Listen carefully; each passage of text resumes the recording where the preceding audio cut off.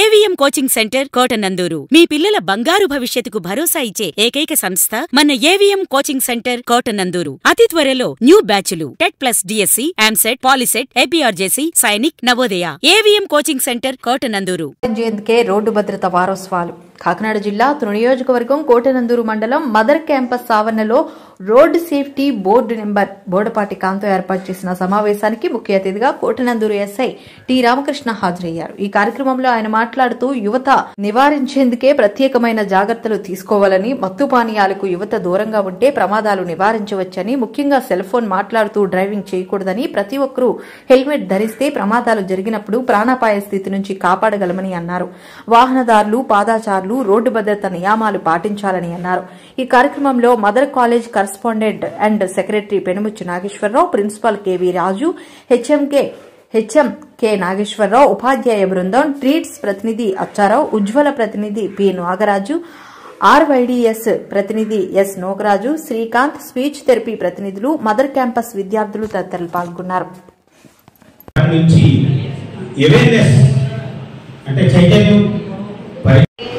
మా సిఐ గారికి, మన ప్రిన్సిపల్ సార్ గారికి, ముందున్న మీ అందరికీ రేపు రాబోతున్న అధికారులుగా మీకు ప్రత్యేకత పుట్టిన చెల్లించుకోవచ్చున్నాను. నా పేరు Bodapati Kantham, Tuni Srikanth speech therapy institute for hearing and welfare education founder chairman. మా బాబు మోకమ్మాయి అని ఆ సంస్థ 1993 నుంచి నడిపిస్తూ ఇలా ఉండడం గవర్నమెంట్ నన్ను గుర్తించి ఈరోజు రోడ్ సేఫ్టీ నెంబర్గా నాకు ఇచ్చారు. ఈ స్థలంలోకి వచ్చి మీకు చెప్పడానికి మా ఐదారు యొక్క ఆశీర్వాదంలో నేను మాట్లాడడానికి యోగ్యత కలిగిందంటే మరి నేను చేసిన కృషి నాకు ఎంతగానో ఎలా గర్వంగా ఉంది. ఎందుకంటే నేను నా థీసిస్ వల్ల అర్థం చేయడం జరిగింది. ఎస్సీ గారు కూడా చాలా నన్ను అభినందించారు. అంటే మనం సేవ ఊరినే కూడా బాబా మీరు అందరూ బాగా చదువుకొని ప్రయోజకులయ్యి మంచి ఉన్నత స్థాయికి ఎదిగినట్లయితే శ్రమ ఎప్పటికైనా ఫలిస్తుంది. దాన్ని ఆశ పెట్టుకోండి. ముఖ్యంగా ఈరోజు రోడ్ సేఫ్టీ పెట్టాను అంటే దానికి నెంబర్ అయి ఉన్నాను కనుక కట్టగలిగాను. ఆ బోర్డు చూడండి, మనం నడుస్తున్నప్పుడు కానీ ఫోన్లు పిల్లలు ఆడపిల్లలు మరీ ఎక్కువ ఫోన్లు ఎక్కువైపోయాయి మనకి.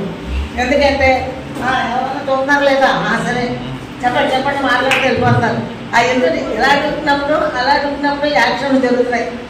అలా కాకుండా ఉండాలంటే రోడ్డు మీద వెళ్తున్నప్పుడు ఫోన్లు మాట్లాడకండి, క్లాస్కి వచ్చేటప్పుడు ఫోన్లు తేకండి. ఇంట్లో సాయంత్రం సమయంలో మేము వాళ్ళతో ఎవరితో మాట్లాడుకోండి. మనం వెళ్ళవలసిన పూట ఏదప్పుడు లెఫ్టా రైటా చెప్పండి, అందరూ చెప్పండి, లెఫ్టా రైటా. అలా వెళ్ళే వాళ్ళు ఎవరైనా చిన్నగా వెళ్తున్నారా? వెళ్ళడం లేదే. వీళ్ళు ఇద్దరు ముగ్గురు మాట్లాడితే వెళ్తున్నప్పుడు వీళ్ళకి ఖాళీ లేదని అలా వెళ్ళిపోతారు. అలా వెళ్ళకుండా బండిలోకి వచ్చేస్తాం. ఆ బండిలోకి వస్తే ఎలా తీసుకుంటుంది, అప్పుడు ప్రమాదాలు జరుగుతాయి. ఎందుకంటే మనం ఉండవలసిన జాగ్రత్తలు మన పిల్లలు కూడా ఎక్కువగా వాళ్ళకి మరీ వస్తారు ఫోన్ మాట్లాడుకోవడం, నవ్వుతూ బాగా తీసుకుంటూ అడ్డుగా నడటం, బండి సైకిల్ బండి మీద బండి అలాగే బండి మీద మరి ఏ దారి కనపడలేదండి, ఈ దారైనా చాలా జాగ్రత్తలు కలిగి అదో ఎందుకు చూడండి 36వ జాతీయ రోడ్డు భద్రతా మహోత్సవాలు ఈ వార్త రాష్ట్ర ఈ మహోత్సవం. నమస్కారాలు. అలాగే మీ అందరికీ ఈరోజు అంటే రోడ్ సేఫ్టీ వీక్ అని చెప్పి ఎవ్రీ ఇయర్ మనకి ఈ కార్యక్రమం జరుగుతూ ఉంటుంది, నేషనల్ రోడ్ సేఫ్టీ డే. అలాగే ఇది అంటే ముఖ్యంగా అంటే మీకోసం యూత్ మరి ఎవ్రీ ఇయర్ మనకి చూసుకుంటే యావరేజ్ దగ్గర 1.5 అంటే 1,50,000 వరకు రోడ్ యాక్సిడెంట్లు జరుగుతున్నాయనేది మా సర్వే రిపోర్ట్లో ఉంది.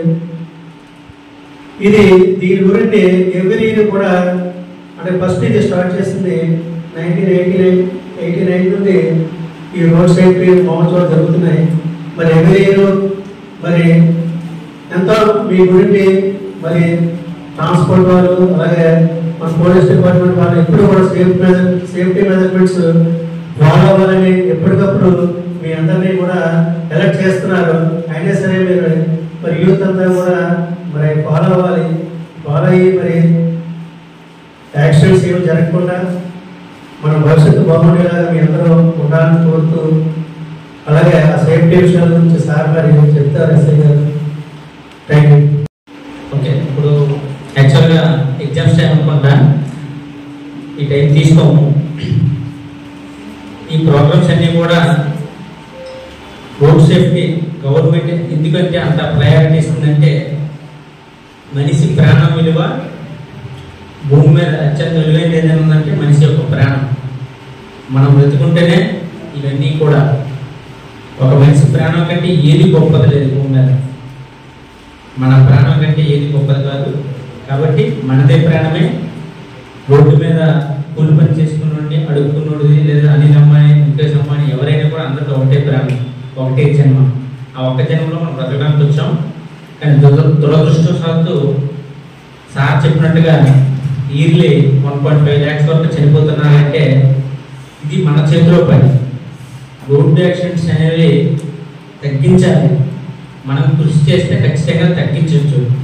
అది ఓన్లీ రోడ్ యాక్సిడెంట్ అని మనం సింపుల్గా తీసుకోవట్లేదు. ఒక మర్డర్ జరిగిన, ఒక ఆత్మహత్య చేసుకున్న, ఒక డిసీజ్ వల్ల చనిపోయినా, ఒక నేచురల్ కెలామిటీస్ ఏదైతే ఉంటాయో, ఒక విపత్తు కారకుల వల్ల చనిపోయినా, రోడ్డు ప్రమాదంలో చనిపోయినా ప్రాణం పోయినట్లుగా భావించాలి.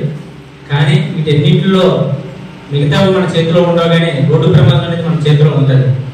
మన చేతిలో ఉన్నది కూడా ప్రతి సంవత్సరం కూడా ఈ మోటార్ వాహనాలు పెరిగిపోవడం, విపరీతమైనటువంటి ఇర్రెగ్యులర్గా ట్రాఫిక్ రూల్స్ పాటించకుండా మన యొక్క నిర్లక్ష్యం మూలంగా చనిపోయిన ఎక్కువ మంది ఉన్నారు. దీని అంతటికీ కారణం ఏంటంటే కొద్దిగా రూల్స్ పాటించాలి. ఇటువంటి భద్రతా వారోత్సవాలు పిల్లలుగా మీకు చదువుకునే స్థాయిలో మీకు ఒక అవగాహన వస్తే రేపు మీరు మరికొంతమందికి చెప్పి మనం రూల్స్ పాటించడం ద్వారా ఖచ్చితంగా రోడ్డు ప్రమాదానికి ప్రధాన కారణం తీసుకోండి. మీకు తెలియదు కానీ ప్రతి రోడ్డు యాక్సిడెంట్ మేము ఇన్వెస్టిగేషన్ చేస్తాం కాబట్టి మాకు తెలిసింది.